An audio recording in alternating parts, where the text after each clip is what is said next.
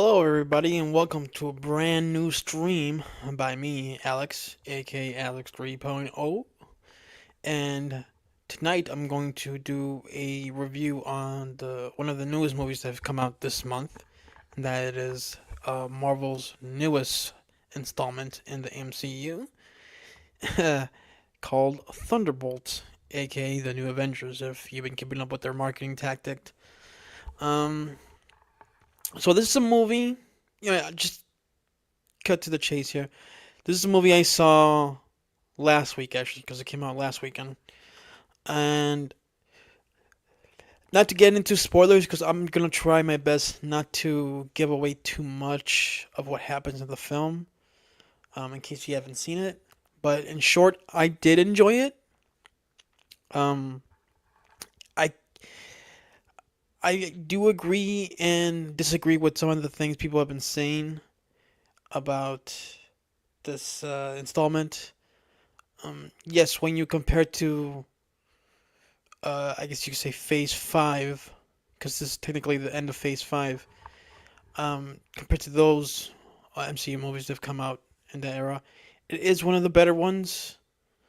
Um, but in the overall grand scheme of things, it's not one of my favorites. Um, Even like if you're just saying post Endgame MCU movies, I still prefer Spider-Man No Way Home. I preferred Guardians 3. I preferred uh, Wakanda Forever. I think those are the only ones um I would say I enjoy Shang-Chi more than this. But uh, it is did feel when it comes to this movie, I did feel like it felt like they were going in a proper direction for the future. That's something that's been lacking with the some of these newer installments where they're just kind of just going all over the place. No matter if you think they're good or not, they just haven't been really setting up much what's been going on, or they done little setups but they haven't gone anywhere. Um, so or they felt like standalone in their own little thing. Here it's like they do set up um interesting things here for the future, which at first, when I'm talking about the future, I'm talking about next year for Avengers Doomsday here. It's not something I was like really looking forward to, but after Thunderbolts, I am at least more interested. And but not to get too much into like setup and all that stuff. The movie itself, um, even though I would say that I enjoyed it, I it did take me a while to get into it. Watching it, I would say the whole first act, the introduction, wasn't really that interesting to me because I mean, they did do a good job introducing the characters and all that, but I already know who they are, so I didn't really care about that part of the film. I would say like halfway through the film, once everybody's together, not to give too much away, once all the main players are all together and they see what's going on, they know what the issue is.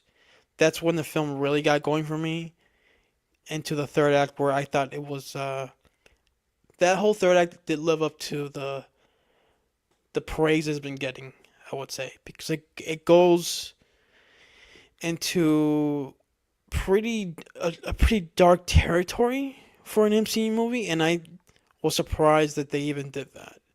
Like they get into um, depression and drug addiction. And like I thought, wow, like that's actually refreshing that they did that.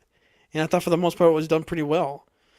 Um, there isn't a lot of action in the film, but the whole action in the third act, even though it felt small scale compared to most MCU movies, I liked it for what it was. I thought it was visually interesting. If you've seen the movie, you know what I'm talking about. When you go to a certain place, certain dark place. I like the effect of it. It's like it felt like visually it looked like kind of world ending, but it wasn't. It was a little more personal, a little more. I don't know. I don't really know how to put it in words. If you've seen the movie, you know exactly what I'm talking about. Um, but as for the characters, I thought for the most part they all did good. I do like these characters though. Some of these characters have been introduced in uh, TV shows. I mean, John Walker was introduced in the Falcon and Winter Soldier show. I do like the character, and I thought I even liked him even more in this movie. I thought he was one of my favorite characters in the film. So was David Harbour as Red Guardian. Like that guy's always entertaining to watch. Um, plus you also have Bucky returning. Uh, you do see uh, how much growth the characters has had since the last couple of movies. A lot of time has passed, and I did like him. He's kind of like the unofficial leader of the group. The way I see it, the way the movie plays out, I do like his style. I've grown to like him even more because it's not like I dislike the character from when he debuted in the first Captain America movie. I just felt like he always was kind of a bland character. I've I've I've learned to like him more post Endgame actually because of the Falcon and Winter Soldier show. Um, I feel like there with that show, if it finally gave that character more development than he had in the movies, and then you get to this movie where he's pretty much the sort of the. I know he's not the new Captain America, but he's as experienced to this point. Um, and of course, you have uh, Florence Pugh. I think that's her last name. As Helena, Black Widow's sister that was introduced in the Black Widow movie. I like her. I think she's also another character. I thought uh, it, they did a good job having her character grow more in this movie. Even though she's the main character, but I don't see her as the leader. Just because Bucky's the more experienced assassin. Um, so there's that. You do get the Ghost character from Ant Man and the Wasp film. I thought she did fine. Everybody in the group that's there, I feel like she's one of the ones that gets the least to do for the most part. But she does have her moments, I'll say, and the actress did a good job there. Um, the one character that wasn't that was new actually was Bob, played by Lois Pullman. I know who the actor is. I've seen him. You've seen him in Top Gun Maverick, where he also played Bob in that movie. Not the same character, but the same name. So same mannerisms, a little bit like a little dorky, a little awkward. He's really good at that. And I had no idea until after the movie came out, after I saw it, that he's actually Bill Pullman's son. I'm like, okay, that's kind of cool. Um, so he's the big new character. I really liked him. I really liked his story. I liked that character goes through. Um, and getting back to the dark stuff that goes on in the third act, I really liked.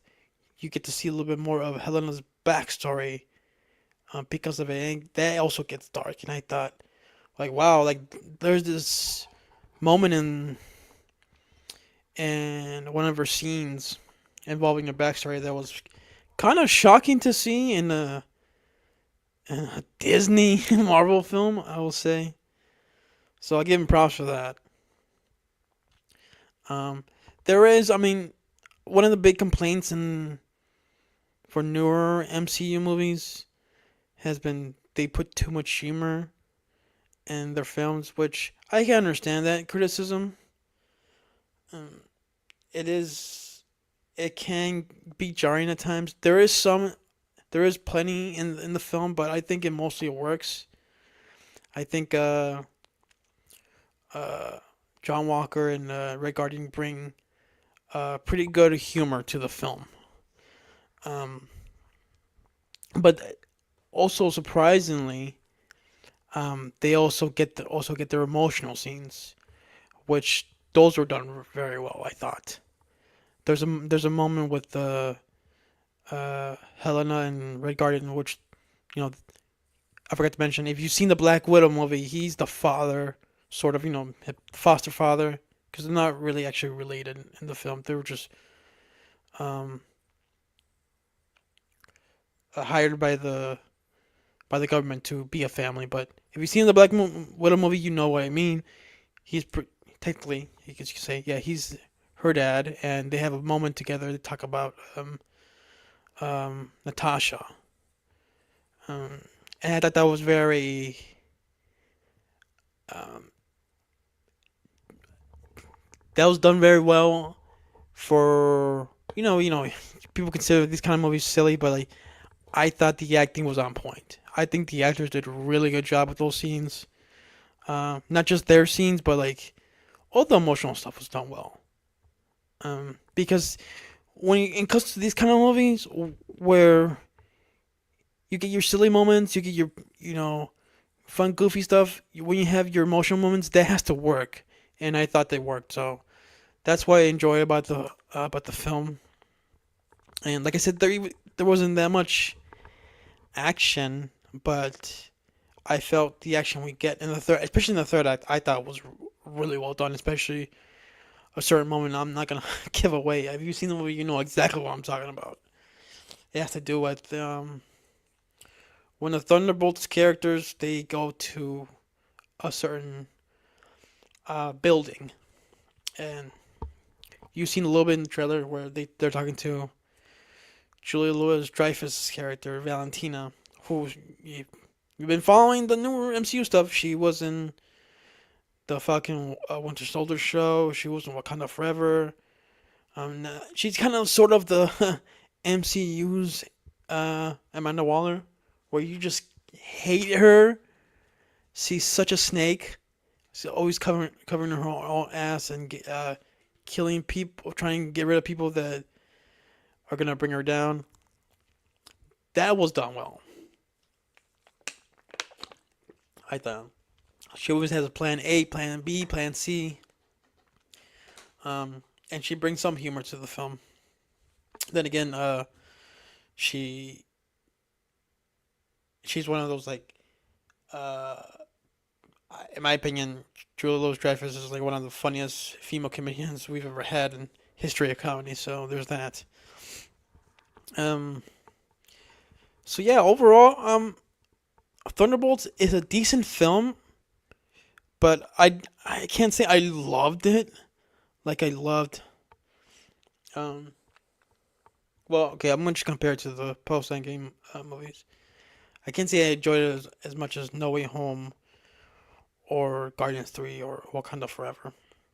And like I said, also Shang-Chi I enjoyed more. I thought Shang-Chi had better action. I give it that. Um, but I think this was a step in the right direction for the MCU. You need to have a direction where it feels focused. It definitely feels like not in the sense that I think it's as good as the past MCU movies, but I feel like they seem to be back on track and focus on what they want to do. So there's that, and there was two post credit scenes. One was just a funny little scene that has to do with the Wheaties thing that you saw in the trailer, and then the final end credit scene was a setup for a future MCU movie, which I thought that whole scene was fun to watch, and it definitely gets me more interested in what's gonna happen next in the MCU. So, um, pretty much those are my overall thoughts on Thunderbolts. Um, yeah, what I'm curious, what do you guys think of Thunderbolts? Did you like it? Did you dislike it? Um, what do you feel? Do you feel like it's a step in the right direction or not? So, so yeah, let me know. Uh, so yeah, just leave a comment. Um, yeah, and subscribe and give the stream a thumbs up. Very much appreciate it. So yeah, that's what my thoughts on what my review of Thunderbolts. Um, so another movie I haven't reviewed yet, but I did watch, and I might as well talk about it now. It's been out for a couple weeks now, and that's the movie Sinners, um, which has had amazing word of mouth. Um, I did see it opening weekend when it came out. I had um pretty big expectations because I was intrigued by the trailer and all that, but I will say I enjoyed it a lot, but I didn't. Well, I've only seen it once, but so this is all only up by one viewing. I enjoyed it a lot. I thought it was a solid movie, well made, well acted, funny when it needs to be, scary when it needs to be, and all that. But I really did feel, and this is no spoilers, the first half of the film was the more interesting half. Once you get to the vampire stuff, it's entertaining, but I don't think it's that's good. I thought the whole introduction, the setup to the story, and introducing the characters, introducing the town they were in, that was all great. The aspect of the music, which that's one thing that took me by surprise. I didn't know how much music was gonna be important to the story. That whole stuff was great. Like that, I loved. Uh, which how important music is to their culture and different cultures. How it makes us who we are. All that stuff was great.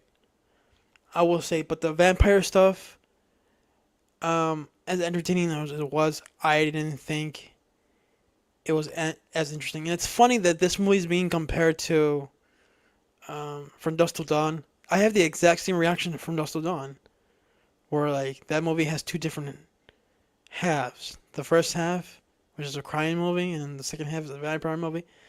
The first half of that movie is better than the second half, in my opinion. Same goes to this. Another good movie, by the way. But that's really the only comparison I have with the two. Like, oh, it's like two different genres. One goes to another. I just find the first half of Sinners the better half. Now, would that change in a rewatch? Maybe, or maybe I'll like the vampire stuff more on second, third, fourth viewing. But I really don't think I'm gonna like it more than the first half. Um, that's not to say I didn't know it was gonna be a vampire movie. I mean, it would have been an interesting twist, but at the same time, when you see the movie, they don't really hide the fact that it's a vampire film. Uh, Early on, I mean, they kind of already do reveal that there's gonna be vampires in the film. Um, Acting, I thought Michael B. Jordan, who's always good in films, uh, no matter what the film is, he did a great job playing the uh, Smoke and Stack, the two twin characters. It really did feel like there was two different people, two different personalities. Not just by the way they're dressed, but by the way they talk, the way they deal with situations. That was all well acted for for Jordan for both roles. Um, and then you also have like there's a lot of characters in the film, but I felt like they all stood out. Uh, I really like the new young actor that played Sam. I believe that was his name. He plays their cousin who plays music for his local church. Um, he wants to get into the music business. Like his whole little story was really good. Like he took me by surprise because I never obviously he's a new actor, so I had never seen him in anything else. Nor anyone else has. Um, but you also have like Haley Steinfeld. She's a pretty important character to the film. Um, she was really good. I really liked uh, the guy who played the main vampire. He was really good. He was a pretty menacing villain, I will say. And there's other characters. Kind of like the friend group they have in the film. You have um, Delroy Lindo as Delta Slim. He's like uh, the old guy in the group. Like he's seen a lot of stuff going on in his life. He's really into the blues. Like his story is very interesting. It's almost like he can have his own film. Um, and I really like the whole town they have in the film. You have different kind of stores, different kind of people, different cultures, kind of coexisting. Um, all that stuff was good. Like that's a lot of that is in the first half of the film, and that's the best part. That's the stuff I like the most about the movie. Like I said, the vampire stuff, I was entertaining. Like don't get me wrong, but I just feel like if this whole movie was about the twin brother characters coming back to their town they grew up in, um, and starting the business that they do, and dealing with their past, struggling with the past stuff they've done in their lives, and struggling to get their business running. If that was the entire story and they had nothing to do with vampires at all, I would have been fine with it. I actually would have thought, in my opinion, I think it would have been a better movie. But um, I mean, like I said, the vampire stuff just adds to it, the entertainment value. But I think it didn't add to the story value for me. That's not to say it's bad. That just means that I think if this was a drama, um, character driven, which it still was with the vampire stuff, but it was just that about two twin brothers trying to start a business, the struggle of it at the time of the 1930s. To me, it still would have been a great movie. And I think maybe people. I'm not sure how what people will react. I personally prefer that. I prefer more of that kind of movie. Mm. So even though I'm a big fan of horror, but like it wasn't just horror stuff going on throughout the whole movie. That was just most of the second half. Um, so yeah, if for some reason you haven't seen Sinners, you need to watch this movie. It's a must. So of course this is directed by Ryan Coogler, who who I mentioned one of his movies a little bit earlier, Wakanda Forever, because he directed the Black Panther films and Creed and Fruitvale Station. So this is his fifth film, and I think he's 5 for 5. And if you've been paying attention to the box office, this is it's interesting because here's the thing that kind of irritated me. Um, the movie only cost $90 million. Now I understand that that's not the only budget the movie has. I mean, obviously technically you have to add marketing costs to it, but and it only debuted with $48 million, right? That's a decent opening. Um, but for some reason, um, there was that article that came out on Variety there that is saying like, oh, it only debuted to $48 million, but I don't know if it can be profitable. I'm just thinking like, this movie didn't cost $200 million. It only cost 90. And it's funny because the movie Thunderbolts, which I already talked about, that movie only debuted uh with 74 million, and it cost double Sinners did. And I'm pretty sure the marketing cost was even more. And the word of mouth hasn't been as amazing like Sinners has. So why isn't that movie being? Why isn't Thunderbolts being questioned its profitability? Like if it's gonna make profit at all compared to like what they're saying about Sinners. Yet Sinners proved that article wrong by only dropping 6% in that second weekend, which is which is an unbelievable small drop for a big release. Usually, a good drop is usually 30, 40%, maybe 50.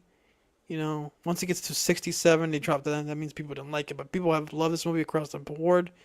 It's still doing well.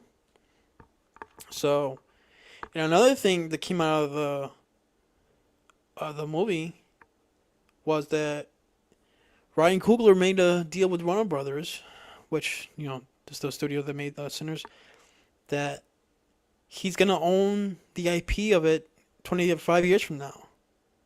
So that's an amazing deal. So no matter what happens, he's gonna own the right to his own movie, which for some reason people made a big deal of it. Like, oh my god, how can he? Like, how dare he? Kind of in a way, like people were like, not people were saying like studios heads were like kind of like the other studios were like kind of like going crazy over it. I'm thinking like, yeah, if a filmmaker comes up with their own idea and sells it to a studio, I think they do have filmmakers should have the right to own their own creation. It's their creation. They came up with the idea. So why is it controversial? Oh, because you won't get to remake it 30 years from now and make a sequel or prequel or whatever without the creators' input. Like, yeah, I mean, I understand if it's an already established IP, that's one thing.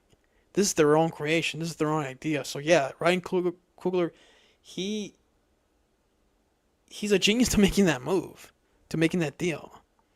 And he's not the first one to do this. This is not the first time a filmmaker has done this. Many filmmakers have done this. Like, if you know, George Lucas did that back in the 70s when he did Star Wars. Like, he owned, because Fox at the time didn't think it was going to be anything, and he made that deal. And he was smart for it. It's one of the smartest things he's ever done. So, good for Ryan. He made a solid movie. I can't say this is my favorite of his films. I preferred Creed. I'll say I liked it more than Wakanda Forever, and I liked it more than Fruitvale Station. But did I like it more than Black Panther? I think it's around the same. I can't say if it's better or not. But still to this day, Creed is my favorite Ryan Coogler movie. But this was a solid movie. And it definitely deserves all the praise and all the box office success it's been getting. So yeah, I haven't seen Sinners. I definitely recommend it. It's a solid, well-made movie. And I'm pretty sure it's going to be a lot of people's top 10, top 5 of the year when it's all said and done. So yeah, just kind of like my extra review of the night, Sinners. No spoilers. Maybe one day I'll do more spoiler review for, maybe not for this movie, or maybe I will. When I do the best movies of the 2025 eventually at the end of the year, but yeah, when it comes to spoiler reviews, I probably would be more inclined to do that for other movies that are coming out later this year. So because I know not everybody has seen this movie, but you definitely should. You definitely should. So yeah, so another solid entry for Ryan Coogler's filmography.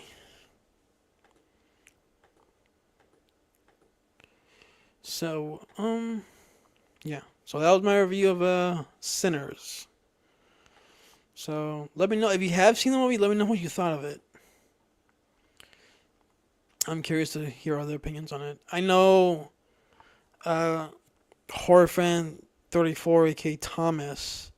He told me this today actually. That he was finally gonna see it. So I'm curious what he thinks of the movie. He hasn't seen it still. I don't think he's seen Thunderbolts either. So I'm gonna have to tell him to go watch that movie. Um. So yeah. I will say the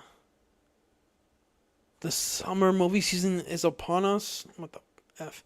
Sorry about that. There was a stupid message. Uh, the summer movie season is upon us. So far, we've had Thunderbolts coming out. That's the first big release of the summer. Now we got more movies coming out. Um, I did want to watch Clown in the Cornfield this weekend, but I just didn't have time. So I might have time to watch it next weekend. I know Founders Nation Bloodlines the first. I'm sorry, the next big movie release date next weekend. So I might do a double feature for those two movies, and then I'll review them. Um, I don't think I've done a double feature uh, at the movies in years, so I'm gonna try to pull that off. We'll see. If I only have time to watch one of them, I'll definitely just watch Founders Nation Bloodlines because that's the one I'm looking forward to the most. Um, Clown in the Cornfield, I'll watch it if I have time. If not, I'll just wait for streaming. So yeah, this is another thing I wanted to. I was curious about. I wanted to ask the people who watch the stream later on, like, what is the movie you're looking forward to the most this summer? Um, so quickly, I'm just gonna run down uh, the the first big movie releases.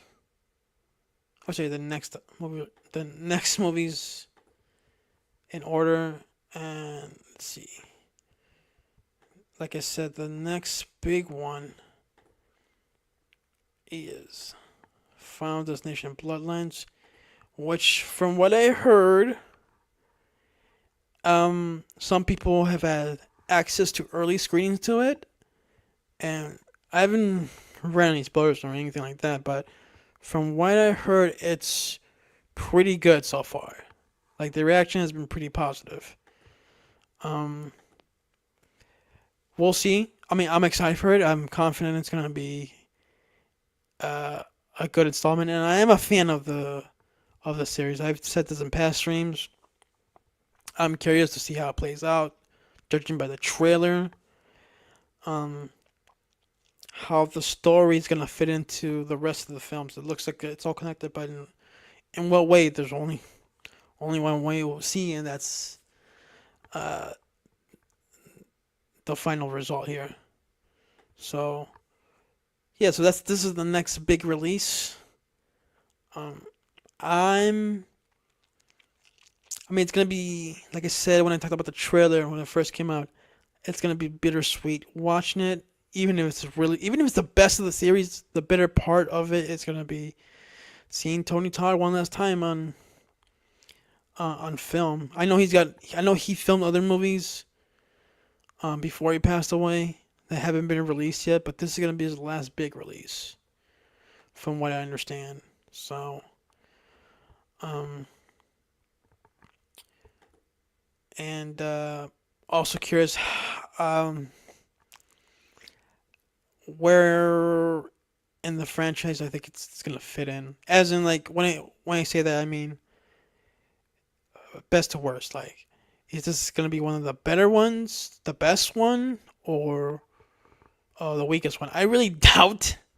I really doubt it's gonna be one of the weakest ones because I mean that goes to the Final Destination Part Four, which was a horrible movie, and I really doubt this is gonna be in that level. Even if it disappoints, I really don't think it's gonna be awful like that one.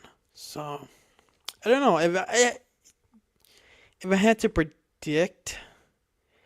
Uh, for me, I think here's how I rank them. I think the first one's still the best one, and then the second one, and then I will say part five, and then three, and then the last, bottom last, by far, part four. So I think Bloodlines is gonna be better than four. I think it's gonna be better than three. I mean, I could be wrong, and I think it's gonna be depending what actually happens in the film. It could be better than five, or it could be around the same. But I really don't think it's gonna top the first two, and I think it's gonna be right in the middle. Um, like again, this is without seeing it so far. So if when I see it, I think like there's a twist or something like that, like something like Part Five, where it totally takes me by surprise, and it's a good twist. It could be better than five. So also depends how. For me, it also depends how the death scenes are played out. Also, how the characters are, because I know even though it's a horror franchise, I think characters are important still. You need to have some likable characters. That's something that Part Four did not have, and for the most part, three didn't have either. And that's why those movies are last. Um, Not that Part Three is bad. Part Three is okay, but it's nowhere near the best one. And like I said, Part Four is awful. So yeah. Let me know how excited you are for uh Final Destination Bloodlines. That's next week, and expect a review for that one too. Definitely. So yeah. We will see how this one movie goes.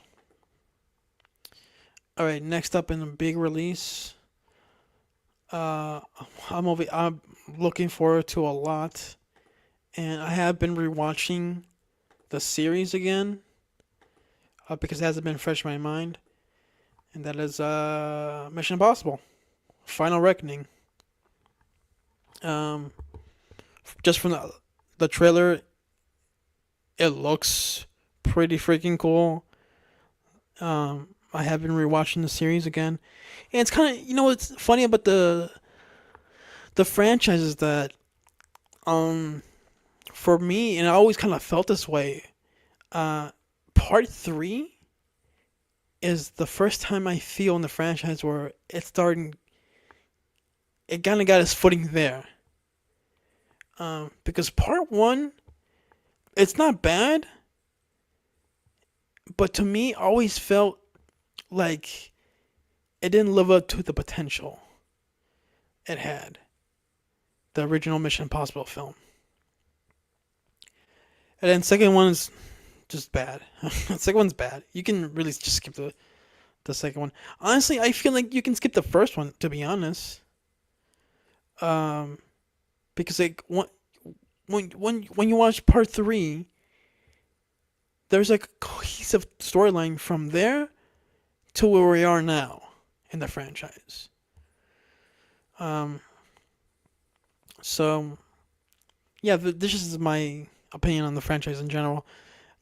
Part three is one of the best ones. Part four is still my favorite. Ghost Protocol. I really liked that movie a lot because it was the first one where I felt it was finally about a team instead of just Tom Cruise and a love interest, which that was mostly the franchise. before Ghost Protocol, and then with Ghost Protocol you get like an actual like everybody in the team I like in that movie, which is ironic because uh, Ving Rhames as the character of Luther, he's been in all of them, um, one, two, and three, and then he was in Ghost Protocol until the very end in his little cameo, and I thought, oh man, I wish he was in that one because you wouldn't have a bunch of all the team characters I would have liked if you had him in the story, but he wasn't until the very end. But he's come back since with Rogue Nation, which is another one I like too. I liked all of them, three and on. So other they all been solid, more than others, but yeah. I still need to rewatch Fallout and Dead Reckoning. Um, it's funny because watching Rogue Nation again, that was the first time I saw it since it came out 10 years ago. I actually haven't rewatched it since, and it's still good. It still holds up pretty well, I think, from what I remember watching it for the first time. So I'm curious to see how Fallout and Dead Reckoning hold up. I remember liking Fallout more than Rogue Nation, so it's gonna be interesting to rewatch that again. And Dead Reckoning was just a setup movie for the most part, from what I remember, to this movie. So, from what I gathered, I know they haven't said this, but this does feel like this is gonna be maybe not the final Mission Impossible movie, but this is gonna be the final one with Tom Cruise. I think the way it's been marketed, you can compare it to The Dark Knight Rises, compare it to No Time to Die, um, The Bourne Ultimatum, like all those movies, like there is a finale factor to them, and this is how it feels. I mean, it's called The Final Reckoning for crying out loud. And it make it seem like, oh, like one last mission, one last time. That's how the marquee feels. So if they were to do another one after this, like a year, not a year, but like a couple of years from now, people would not want to watch it. So, and I don't know what else you can do with this franchise at this point, other than like a final mission here. Which is funny I say that because when you rewatch Mission Impossible 3, that movie was supposed to be the final one. And I felt like that was the first time in the series where it finally got in the right direction. I mean, I would have been fine if 3 was the last one, but we wouldn't gotten all the other ones since. But I'm glad they kept going.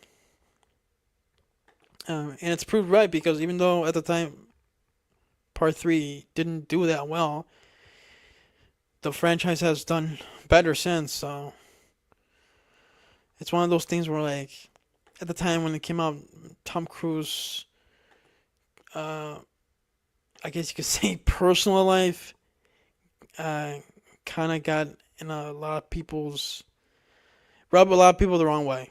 I will say. I'm not getting into that, but as an actor, I've always thought he was good, and I do think he's always had that potential as like an amazing dramatic actor, and he does have the chops. I think it's just that he's always been comfortable doing more, the action oriented movies, and he's good at that too. I mean, he does his own stunts, and I give him credit for that. I mean, the guy has balls of steel to do some of these crazy stunts he does in these movies.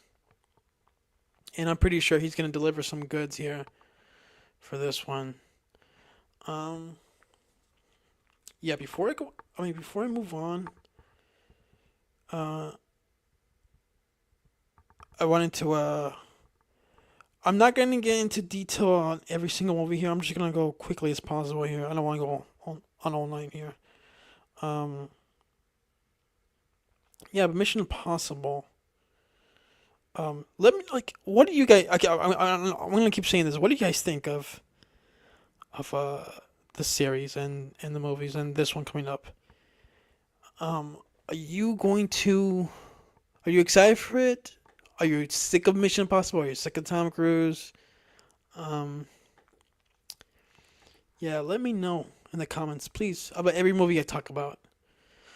Um, so yeah, that is uh my thoughts on it so far. I think it's gonna be good. I think it's gonna deliver.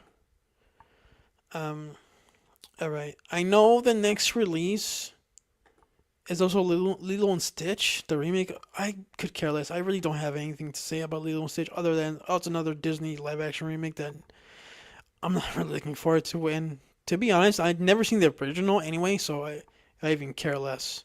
Like I have no interest, even curiosity about it since I haven't even seen the original movie. So whatever.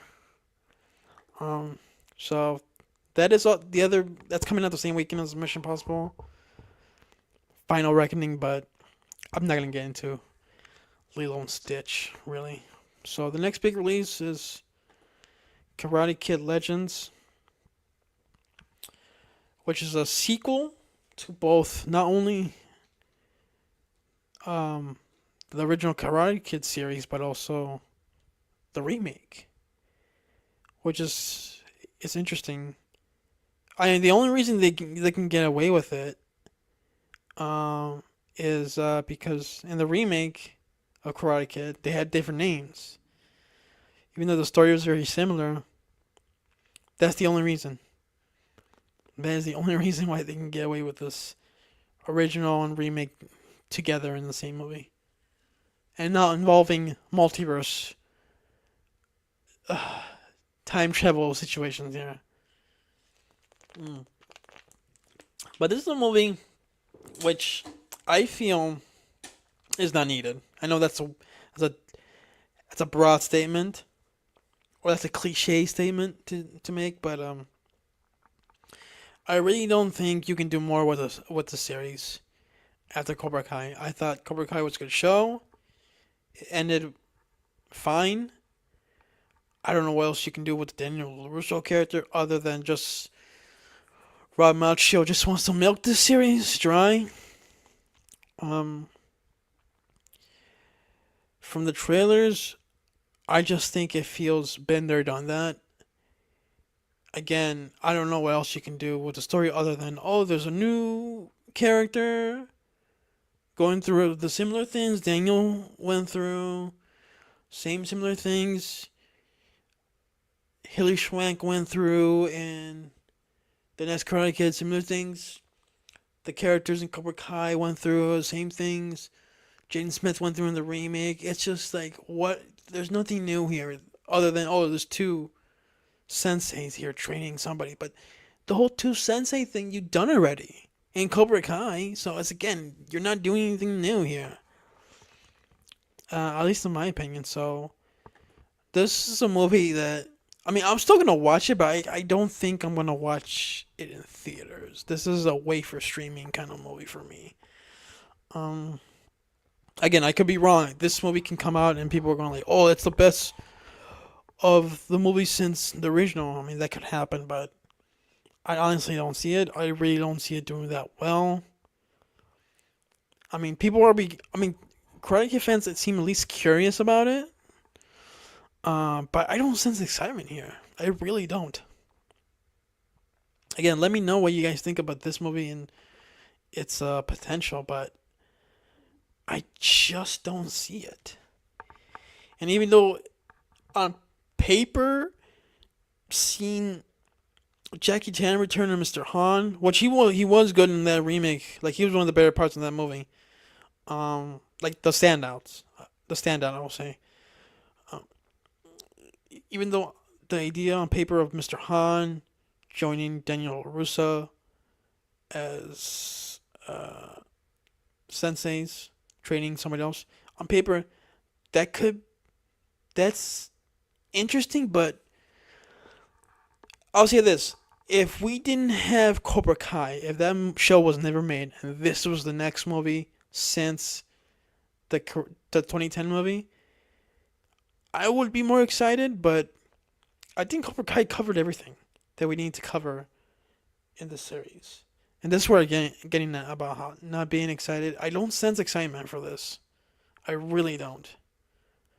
So this is kind of like a wait and see kind of thing for this. Um, so this is obviously not in my top most anticipated movies this summer. Um, so let me go. Let me know what you guys think. You think it's gonna surprise? You think it's gonna be a disappointment? You think it's gonna flop? What? Um. So yeah, I really think it's gonna come and go. I really don't think it's gonna have any impact on the series one way or the other, but we'll see. So that's my thoughts of this movie. Next big release, um, is another new installment of a franchise, um, and that is the John Wick spinoff, Ballerina. Um, Listen, uh, it's another. This is another um installment of a franchise that I really don't think it has anything new to say. Now, I could be wrong. This movie can surprise me, but I'm really kind of over the whole John Wick thing. The first movie was good. It told a story. It had the beginning, middle, end. They had the sequels. I remember the second one. I wasn't really that into. The third one was really good, and then you had the fourth one, which I thought was a disappointment. I didn't like the way it ended. Now you have this spin-off, which is sort of like a prequel as well, because it takes place during like the events of 2 and 3 or something like that. I'm not sure exactly. Um, and it's a new character that I really don't think I don't. Again, this is another one I don't sense excitement for at all. So again, this for me, this is gonna be wait for streaming. Um, so this is where I'm okay. So far, I should really say the dates of this movies. This one's coming out on June 6th, and Karate Kid Legends was coming out May 30th. Mission Impossible: Final Reckoning Memorial Day weekend, the 23rd, and Final Destination Bloodlines next weekend. Um, so far before I continue, Final Destination Bloodlines, that's a must see in theaters for me. Um, Mission Impossible: Final Reckoning, another must see in theaters. Lilo and Stitch coming out the same weekend as Mission Impossible. Yeah, skip. Karate Kid Legends for me. Wait for streaming. And this is another one where like this is not only wait for streaming. This is like wait for streaming. Even if I have the time. So I wasn't really impressed by the trailer. Um, but again, it seems like maybe only the hardcore John Wick fans might be excited for this, but I really haven't heard much excitement here. So who knows? Again, it could be a surprise, but I'm not feeling it. I'm really not feeling it.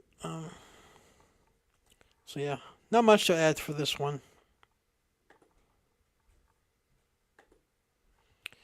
All right. Yeah. Before we move on to the next big release, I do want to get the poster right because it's another uh remake here.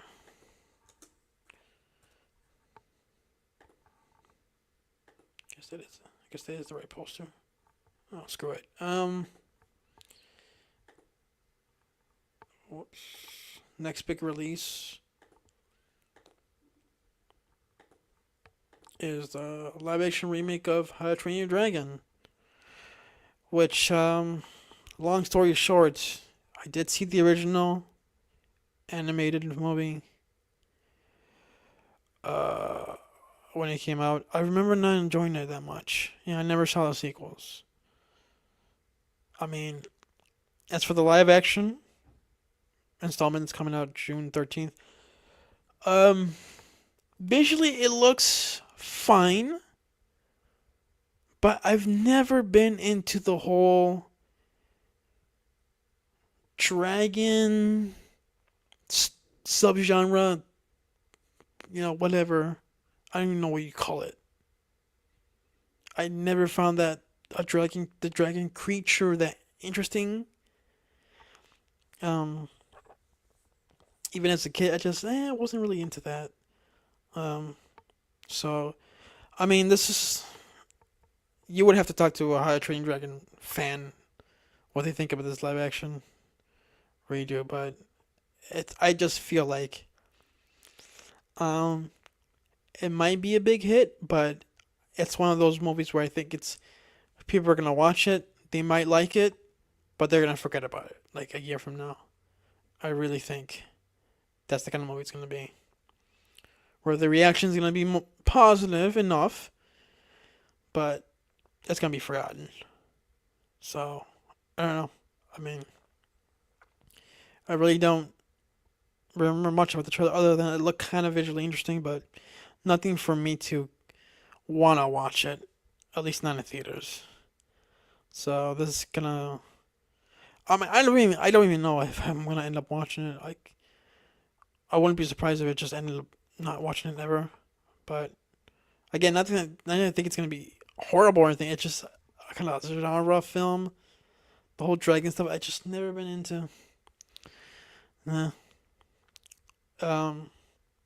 So, yeah, just like Ballerina and Lilo and Stitch, I don't have that much to add about this movie.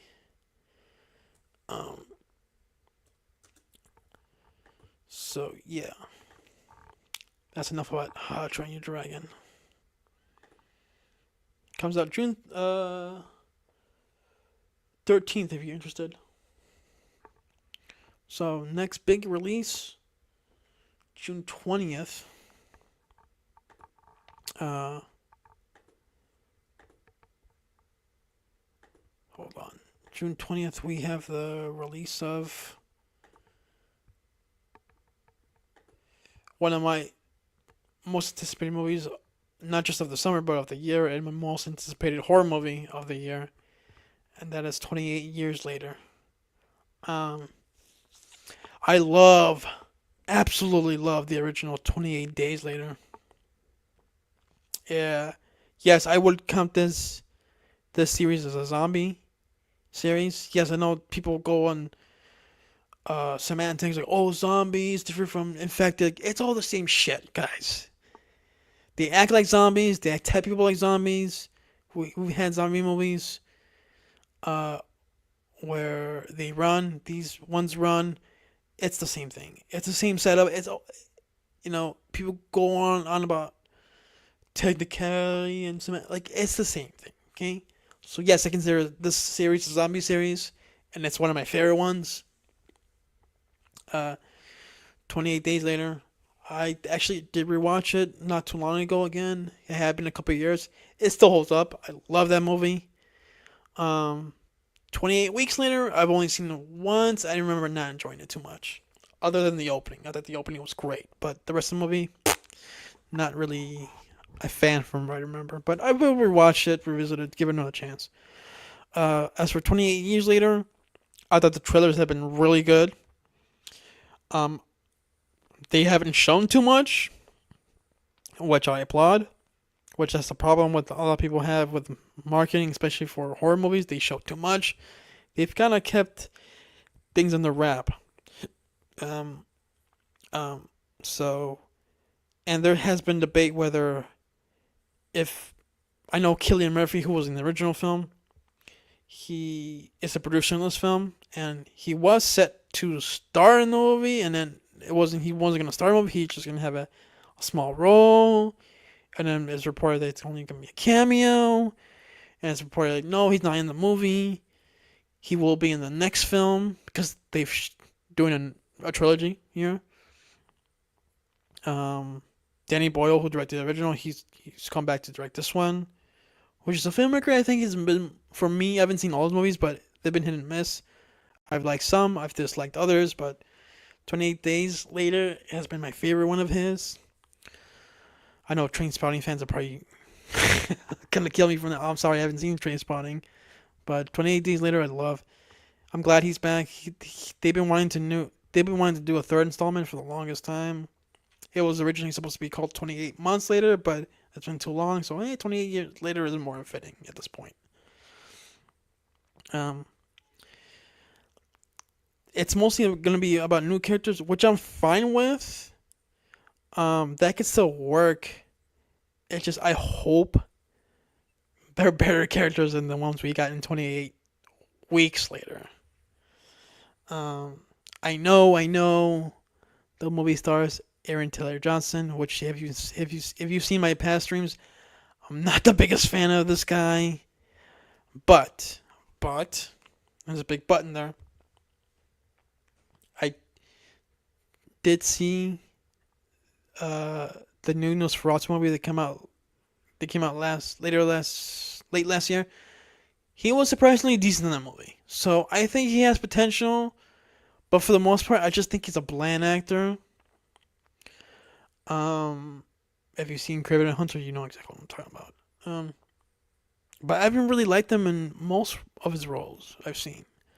But I'm willing to give the guy a chance. The trailer looks, like I said, they've looked amazing. From what I've gathered, at least in the first trailer, you're gonna see some backstory with his character, how when he was a kid, when the whole virus started, and we'll see how that goes. And how these zombies have changed in 28 years. Like I don't remember much about 28 weeks later. I don't know if the virus changed or mutated, but I'm pretty sure it's changed in the last 28 years since.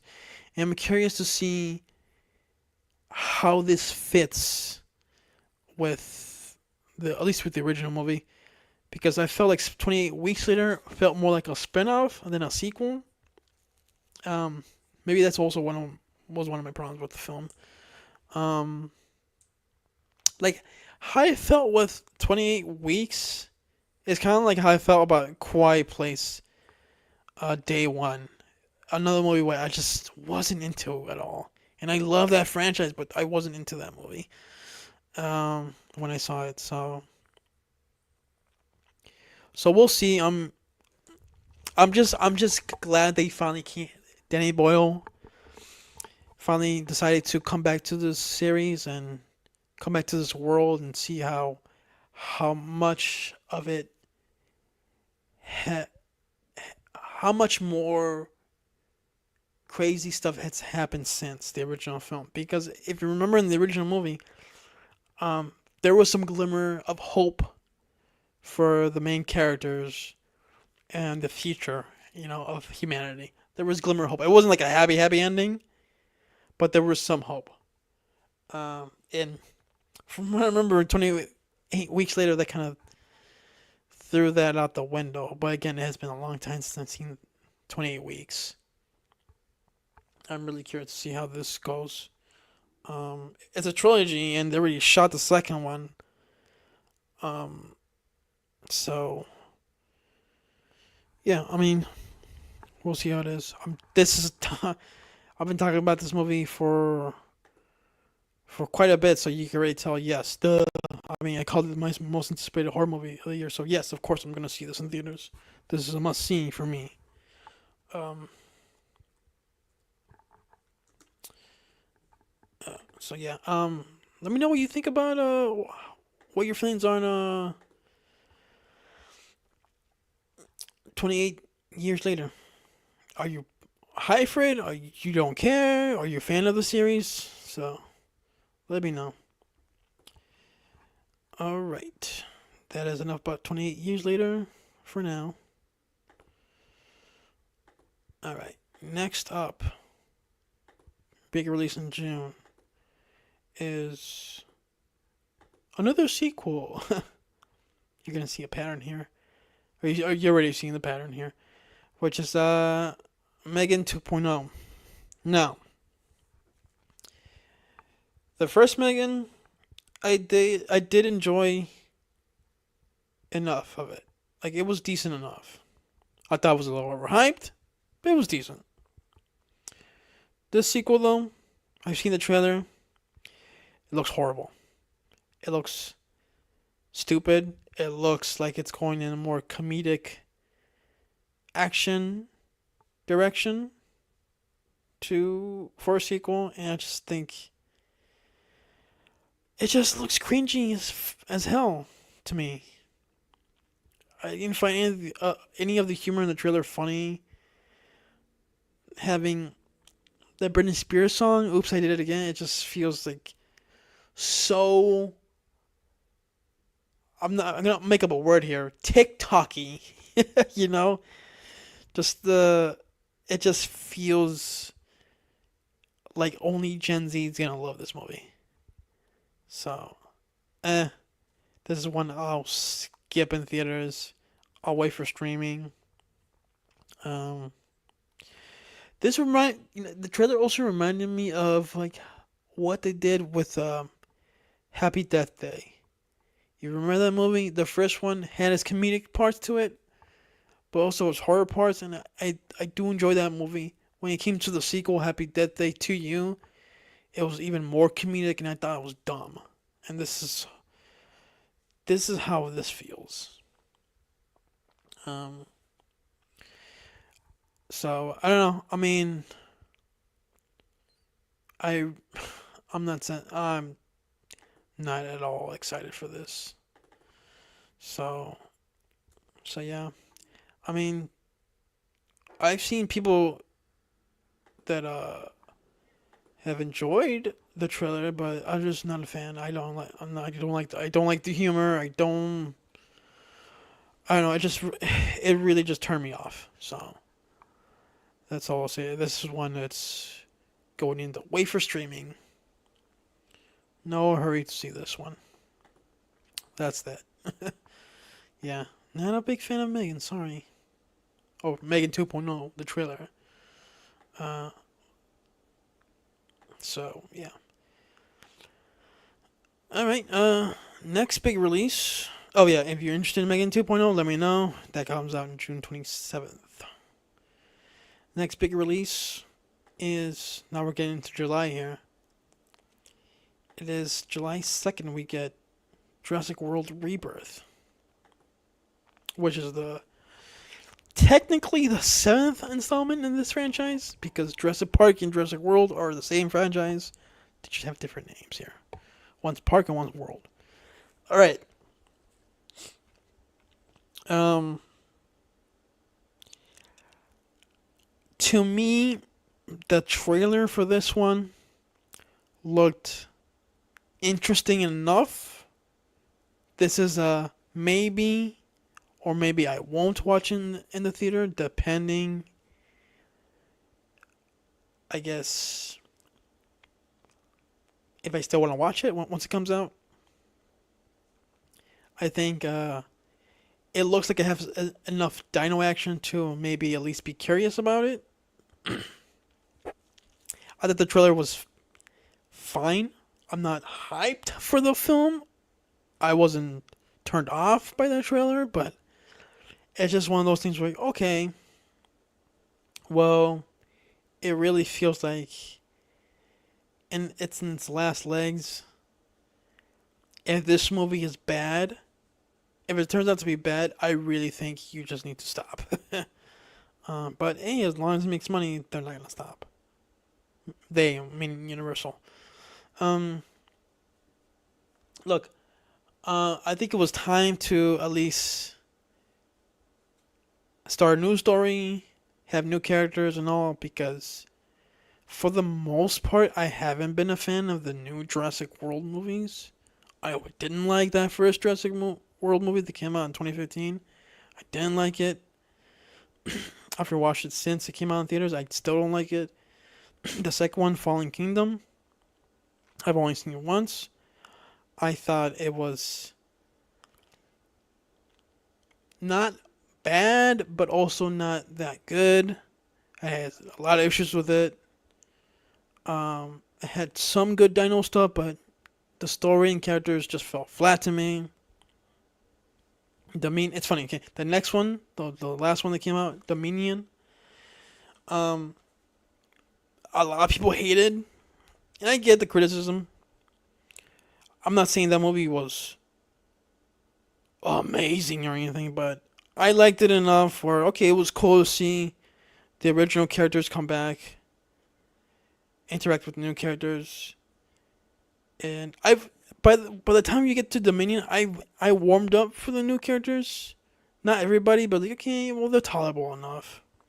And I did like a lot of the dino stuff, dino action in the movie. Again, not the best in the series by a long shot, but I don't think it was the worst, as a lot of people said. Um, it's weird because I think with Dominion, why I give it such a pass, because my expectations for it were so low that like I wasn't even disappointed. So this one, it looks fine. I mean, it could be bad, but I won't be disappointed if it is. I mean, like I said, I feel like the series it's in its last legs at this point. Um, yeah, that's for the Jurassic World stuff. The original Jurassic Park trilogy, the original still a classic, still holds up. Oh, love it, love it. Um, I mean, Spielberg doing his thing. I mean, the dude's a genius. What can I say? The second one, Lost World, which is funny, also directed by Spielberg. That movie I had never been a big fan of, even as a kid. I just never was into it that much. So yeah, it's just like, whatever. That's one of the weakest in the series, The Lost World. And Jurassic Park 3, I've always liked that movie. I've always enjoyed it. I never understood the hate at all. Um, it's the most underrated one of the series. And I like Jurassic Park 3 way more than any of the Jurassic World movies, that's for sure. Um, so, as for Jurassic World Rebirth, the cast looks decent enough. We'll see.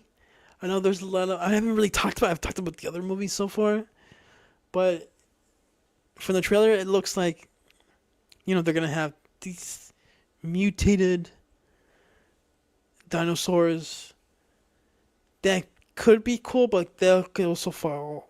That could also be done stupid. I don't know. We'll see.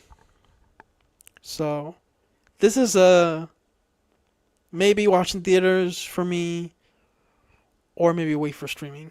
I'm not sure. I haven't decided yet. I might decide the day it comes out. So July 2nd, if you're interested, um, that's Jurassic World Rebirth. So yeah, wait and see for that one.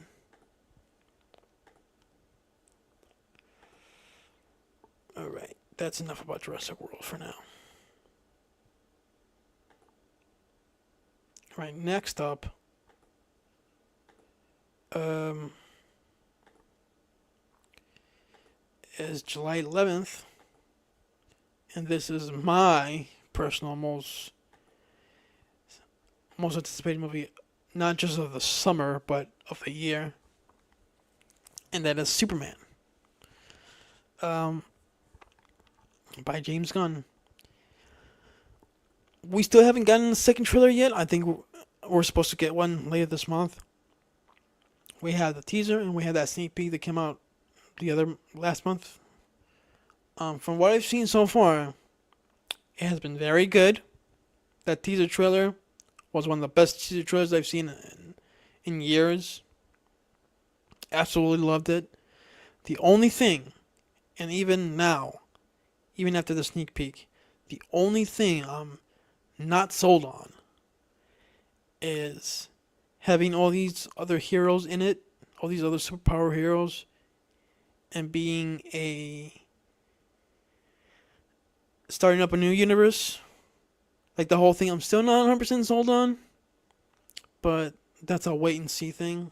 But everything else, as a Superman movie, from what I've seen, It looks great visually, aesthetically. Definitely, I like what I'm seeing with the emotional stuff, with the fun stuff, with the action, with some of the cast members. I really like Crypto, even in that sneak peek. Um, Again, it's like, and I'm not even comparing it to the other Superman movies. I'm just talking about this alone.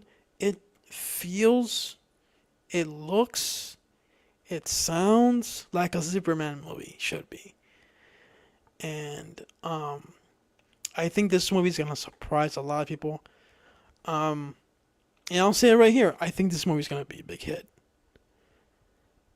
I know social media views in a trailer don't exactly reflect on box office all the time, but I think a DC movie that's not Batman getting this much attention is a good thing for the film. Um, but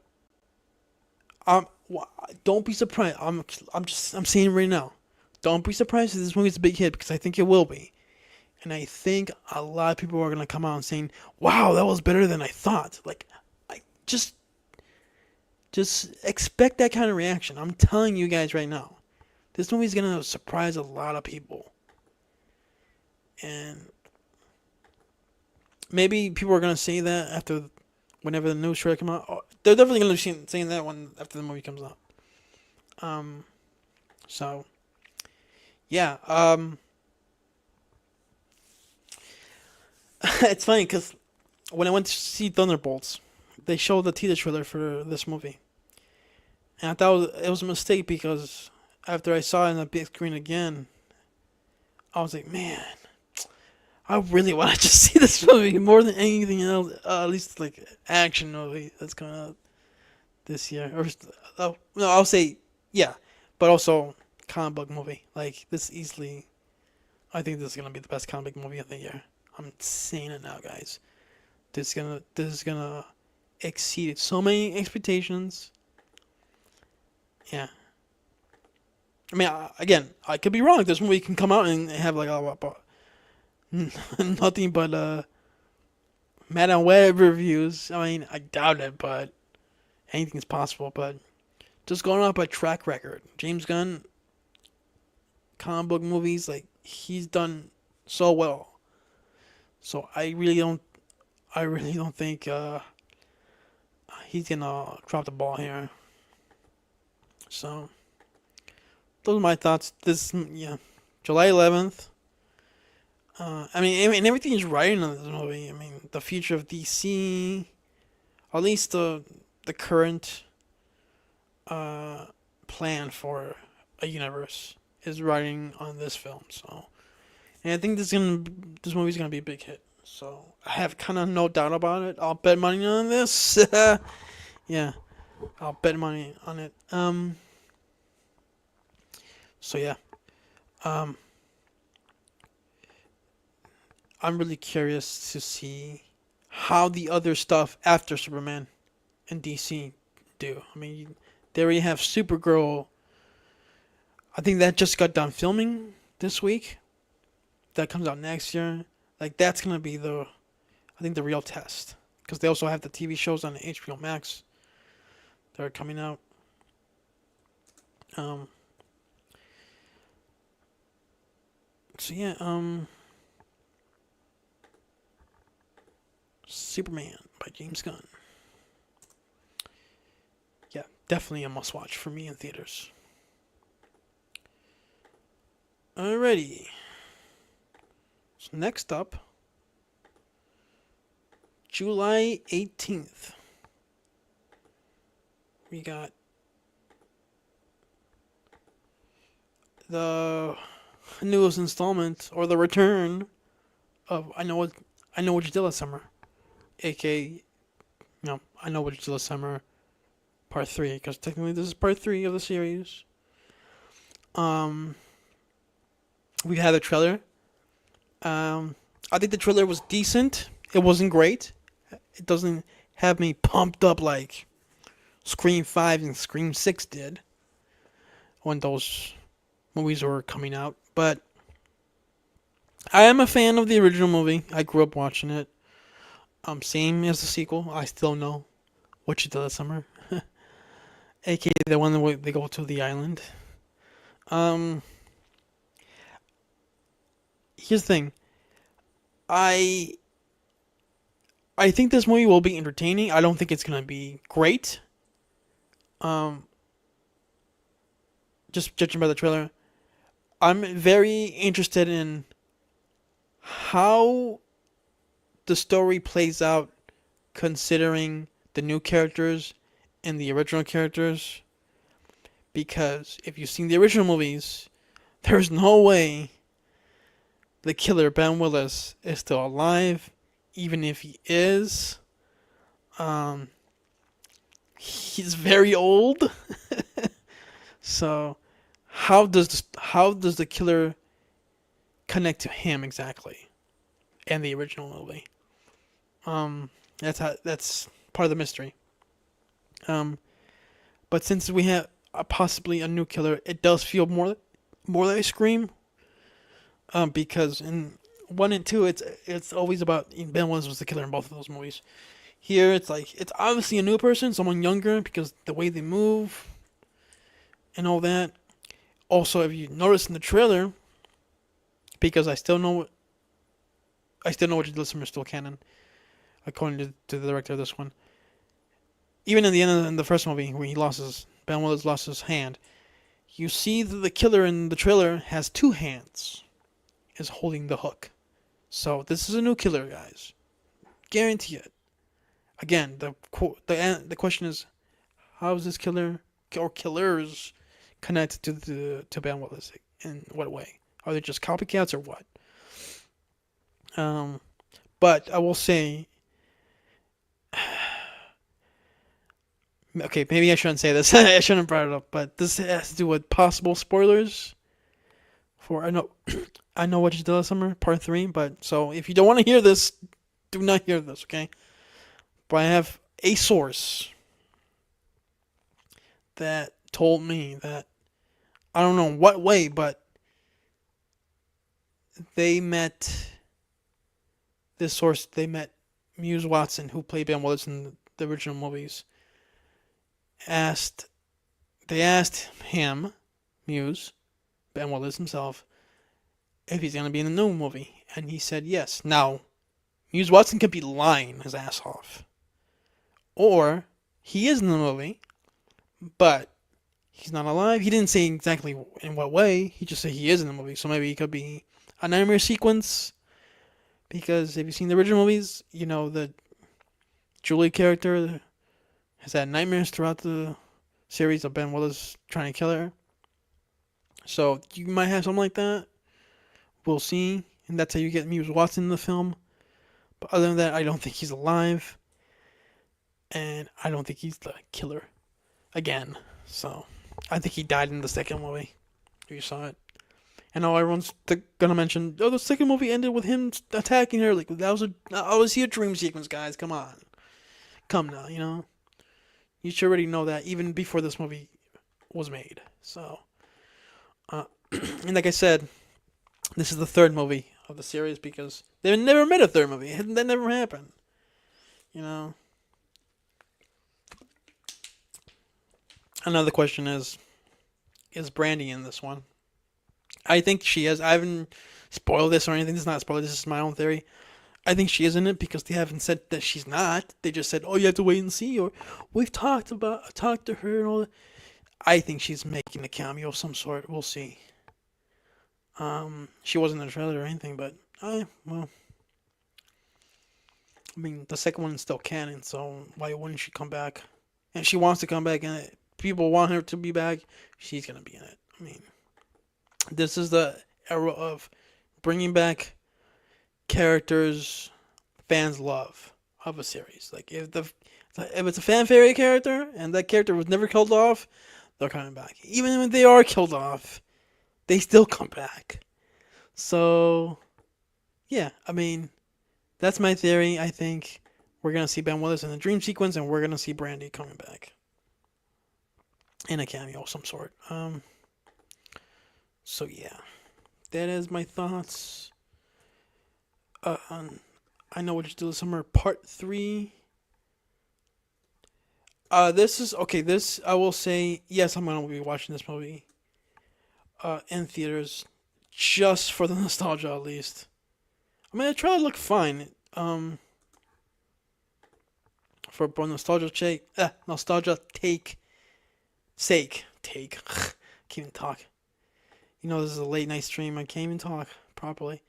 Um, yeah, for nostalgia's sake, yes, I'm gonna be watching this movie in theaters July 18th.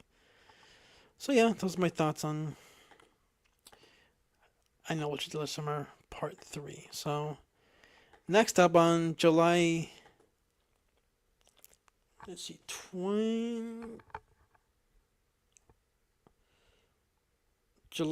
25th, we are gonna get the next MCU movie, and that is Fantastic Four: First Steps. Now we've had two trailers for this already. First trailer didn't really impress me. Second trailer was just okay. Um, I don't think this movie's gonna be bad. It's just that it doesn't look that visually new to me when it comes to Fantastic Four, because there are moments in the trailers where it just seems like the 2005 movie, but a little more glossier. It just feels that way to me. Um, Again, when I see the movie, which I am, I mean it's an MCU movie. I don't miss any MCU movie in theaters unless the Marvel's the only one that skipped in theaters. Um, but yeah, I'm gonna see. I will be seeing it. I'm curious enough. Again, it doesn't look bad. I don't think it looks bad. It just doesn't scream excitement for me. Um, Also, another reason why I think people are praising this movie, or at least the trailers, is because all the other Fantastic movies have been bad, and in this one, it's has the advantage automatically because of low standards. So, I mean, I like the cast. The cast is good. There's no. That's not the problem for me. The just problem is just like it just feels. Or maybe just the Fantastic Four in general just doesn't appeal to me like that. But we'll see. I mean, it could surprise me. I mean, I'm open to that. Um, it just feels like your standard superhero movie, I will say. So, I mean, like I said, I will be seeing it when it comes out. So put that in the watch. I'll watch it in theaters, um, but I'm keeping my expectations low for this one. So not much. I mean, people are excited, so that's cool. But for me, I mean, like I said, well, to be fair, I wasn't exactly excited for Thunderbolts, and that movie turned out better than I thought it was going to be. Um, so we'll see. Uh, all right. So yeah, that comes out July 25th. So, what do you think? You guys excited for Fantastic Four First Steps? Let me know in the comments. All right, I'm gonna talk about one more movie that's coming out in the summer. Well, one more big release. Uh, and that is the new installment of The Naked Gun, which a lot of people have said that this is a remake. It's not a remake. It's part four. All right. I grew up watching the original Naked Gun movies, one and three in particular. Love them. Classic spoof movies, hilarious. I think even to this day. Second one I do like too. I just didn't grow up watching it as much as one and three. But the whole trilogy, funny as hell movies, man. Leslie Nielsen was the king of spoof actors. No one did it better than he did. Now, with that said, Liam Neeson is not a bad choice for this role. Um, Making a legacy sequel for Naked Gun is not a bad idea on paper, but just judging by the trailer, I really just didn't like it.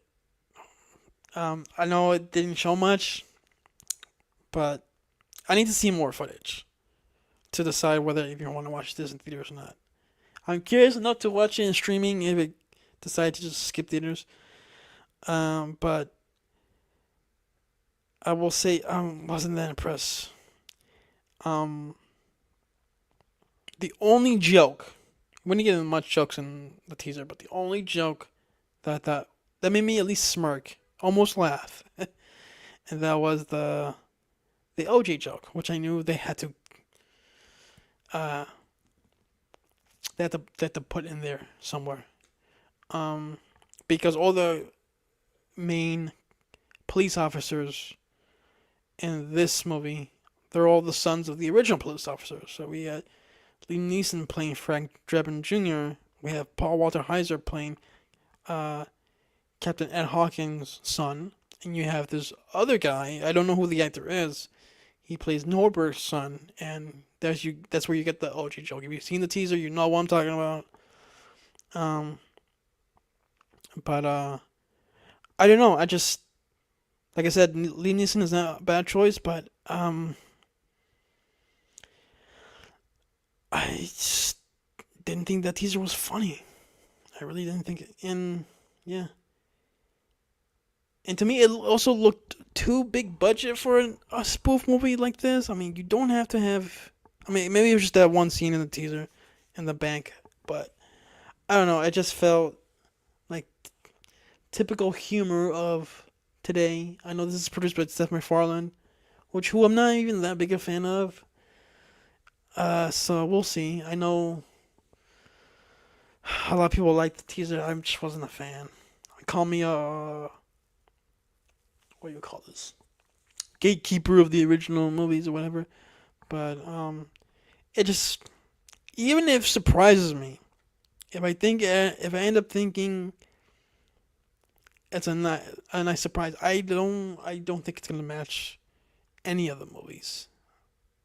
I really don't think. It's an era thing, I think, and I don't know. We'll see. I need to see more footage of this movie. So maybe I'll feel differently when the full trailer comes out. We'll see. But if that full trailer doesn't deliver, I have no problem skipping it and waiting for streaming. So yeah, what do you guys think? What do you guys thought about the Naked Gun Part 4 reboot legacy sequel, a teaser trailer? Are you excited for it or what? So yeah. So that was my rundown on the movies of the summer. So just a recap. Thunderbolts was a nice surprise. Sinners was really solid. Um, so I'm gonna quickly recap, and then the movies that are still yet to come out this summer. Um, Clown and Cornfield, possible theater watch here. Final Destination Bloodlines, definitely watching it on theaters. Lilo and Stitch, skipping it. Mission Impossible Final Reckoning, theater watch. Karate Kid Legends, streaming watch. Um, Ballerina, either streaming watch or never watching it. Skipping theaters. How to Train Your Dragon, again, either streaming watch or never watching it. Damn it, I lost the list here. We're at Ballerina here. What the? Damn it, I'm gonna have to start over. Not. All right, sorry about that. Yeah, we're a ballerina. How to Train Your Dragon. Either streaming watch or never watching it. 28 years later, definitely watching it in theaters. Megan 2.0, either streaming watch or never watching it. Jurassic World Rebirth, either theater watching it or never watching. I'm sorry, either theater watching it or streaming. Superman, definitely theaters. I Know What You Did Last Summer, Part 3, theaters. Fantastic Four, First Steps, theaters. And Naked Gun, either streaming watch or never watching it. So, probably streaming watch, I'll say. I'm curious enough about it. Um, so yeah, what do you guys think of all the movies I talked about? Your thoughts? Did you like Thunderbolts? Did you like Sinners? Did you hate them? Are you anticipating any movies this summer at this point or not? Let me know. So please like the stream and subscribe and leave me your thoughts. So everybody have a good night because it's late and I'm tired. So thank you for watching and I'll see you next time.